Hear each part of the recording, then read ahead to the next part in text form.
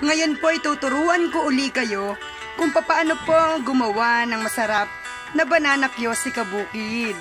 Magpapainit muna po tayo ng mantika sa kawali. Tapos kumuha na rin po ako dyan ng 4 na kutsarang asukal. At atin po yang babasain ng bahagya. Yan, ganyan lang po, konti lang ang tubig na inyong ilalagay. Tapos hahalu-haluin nyo lang ng ganyan. Yan, ganito po dapat ang asukal. Hindi po yung basang-basa ang asukal. Dapat po medyo dry lang. Pagkita na po natin ng medyo nabula-bula na yung kawali at mainit ng mantika, saka po natin ilalagay ang saging. Bahagya lang po ang paglalagay.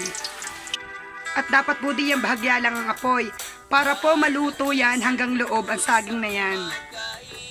At pagkakita na po natin nagbabrown ng saging, saka po tayo dyan mag-a-add ng asukal. Ganito po ang pag-a-add ng asukal, pakunti-kunti lang po ang paglalagay. Yan, ganyan po. At huwag niyo pong hahaluin para hindi po matanggal ang asukal diyan sa saging na yan. Akin po yung nilagyan ng konting food coloring para po maganda-ganda naman tingnan at kulay orange ang ating banana Q. O tingnan nyo, ang ganda, nakakapit ang asukal sa saging na ginawa ni kabukid diyan. Kain po tayo!